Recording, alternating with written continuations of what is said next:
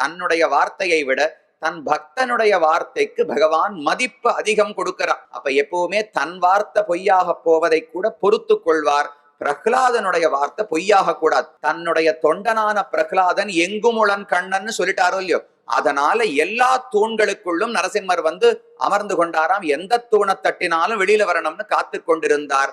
தான் அனைத்துக்குள்ளும் இருக்கிறேன், அனைத்தையும் வியாபித்திருக்கிறேன் என்று காட்டினார். ஒரு தூணை தட்ட அதிலிருந்து பெரிய நரசிம்மனாக வந்தார். அளந்திட்ட தூணை அவன் தட்ட ஆங்கே வாளுயிர் சிங்க உருவாய் உளம் தொட்டு என்று ஆழ்வாருடைய பாசுரம். பெரிய வடிவத்தோடு வந்தார். ஹிரண்யகசிபுவை பிடித்தார். பிடித்து எத்தனையோ வரங்கள் வாங்கி வச்சிருக்காரு. அவர் இத்தனை நாளாக இத்தனை ஆட்டம் ஆடினதே தன்னுடைய பலத்தில் இருக்கும் நம்பிக்கையால் அல்ல, தான் பெற்ற வரங்களில் அதிகமான நம்பிக்கை வைத்து விட்டார். தன்னுடைய பலத்துல சிரத்த வைத்திருந்தான் ராவணன். என்ன யாரும் ஜெயிக்க முடியாதுன்னு எண்ணம். இவனுக்கு அவ்வளவெல்லாம் தைரியம் கிடையாது. ஆனா வாங்கி வச்ச வரம் அப்படி. எவ்வளவு வரம் கேட்டார். பகல்ல என்னை யாரும் கொல்லக்கூடாது, ராத்திரியில யாரும் கொல்லக்கூடாது, வீட்டுக்குள்ள கொல்லக்கூடாது, வீட்டுக்கு வெளியில கொல்லக்கூடாது, ஆகாசத்துல கொல்லக்கூடாது, பூமியில கொல்லக்கூடாது, உயிருள்ள பிராணியால கொல்லக்கூடாது, உயிர் இல்லாத பொருளால கொல்லக்கூடாது. இத போல எல்லா விதமான வழியும் கேட்டார்.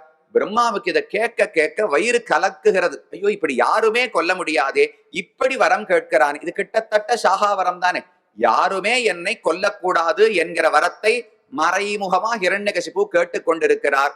கேட்டுண்டே வந்தவர் ஒரே ஒரு இடத்துல ஒரு வார்த்தை சொன்னாராம். பூதேபியா துவத் விசிருஷ்டேபியா, பிரம்மாவே நான்முக கடவுளே, உம்மால் படைக்கப்பட்ட எந்த ஒரு பொருளும் என்னை அழிக்க கூடாது என்று வரம் கேட்டார். ததாஸ்தூன்னு ஒத்துண்டார் பிரம்மா.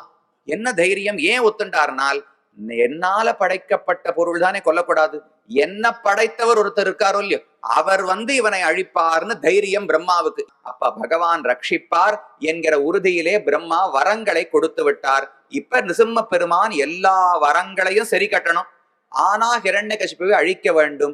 யோசித்து பார்த்தார். ஹிரண்யனை தூக்கி நேர வீட்டு வாசல்ல படிக்கட்டு அங்கு போய் அமர்ந்து கொண்டு மடியிலே ஹிரண்யகசிபுவை போட்டு கொண்டார். மேல பார்த்தா சந்தியா காலம். சூரியன் அஸ்தமித்து சந்திரன் உதிக்க வேண்டிய காலம். அந்தி பொழுது சந்தியா காலம்னு சொல்றோம் இல்லையோ. சரி, பூமியில இருக்கக்கூடாது, ஆகாசத்திலும் இருக்கக்கூடாதுன்னு சொன்னாரே. படிக்கட்டை தானே உட்கார்ந்துட்டு இருக்கேன். பூமியும் அல்ல, ஆகாசமும் அல்ல, வீட்டுக்கு உள்ளேயும் அல்ல, வெளியேயும் அல்ல, படிக்கட்டுல வாசல்ல உட்கார்ந்துட்டு இருக்கார். பெரிய கஷ்டம்.